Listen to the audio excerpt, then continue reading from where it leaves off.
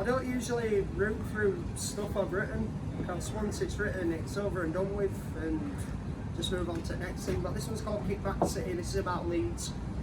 Woolly footsteps along flattened streets, through puddles of blood in the garden of tears, by the side of the road with missing thumbs, hoping to get going to the raging kingdom.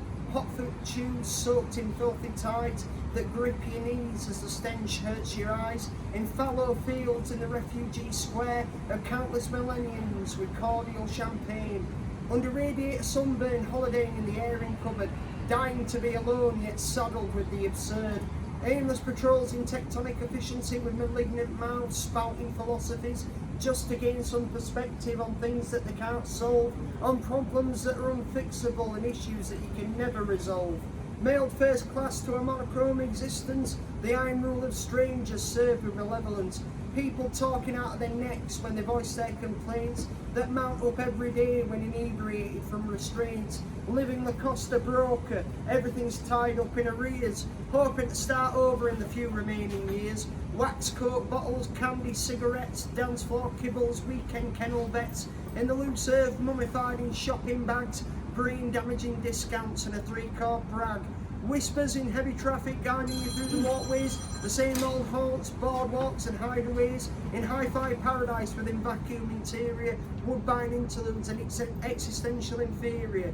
A prophet in depression with cryptic Nazis, street corner celebrations and playground parties, in a styrofoam room with bubble wrap wallpaper, jackets buttoned with a belt to keep you moving safer. In concrete volleys through plastic jungles, there's no word of warning, just chained to the struggle. Through churches of abandonment and uneducated schools where you can't learn nothing except how to sit on a stool. On the fever road in a false address with falsified renewals and rigor mortis that sets armchair polarisation in the train of thought, stuck on red alert at the thought of being caught, and trying to escape and getting out scot-free, but the exits are all guarded right here in Kickback City. Fucking hell. It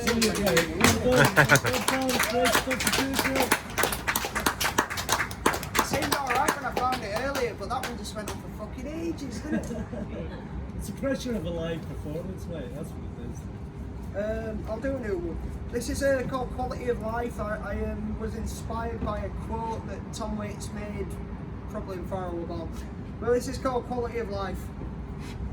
The quality of our misery is being squandered on empty words, tedious chord sequences, paintings that do not stir emotions, novels where we reach the end in the middle of the plot line, auto-tune vocalisation, MIDI sequences, language smothered to the point that there is no rhapsody in our verse. Our misery has no joy, because those that we rely upon to save us from ourselves have no soul. No rebellion to pick the stars from the sky, nor grab the angels from heaven and pull them down to our level.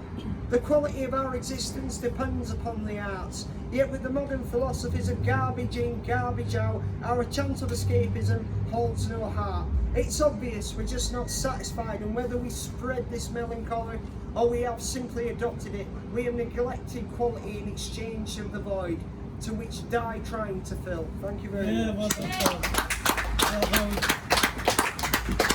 A bit too preachy, that one.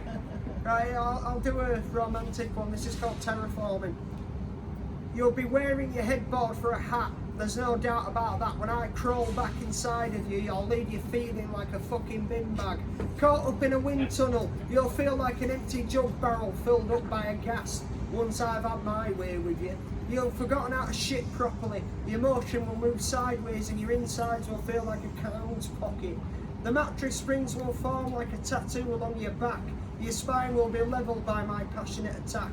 Because it's been too long and memory holds no resonance of the way that we chase the moon through one another's shy intimacies. Your pillow gnawed to a single feather from the bite marks you undertake to spare the neighbours, from the shitstorm that commences when we evaded upon each other's delicacies.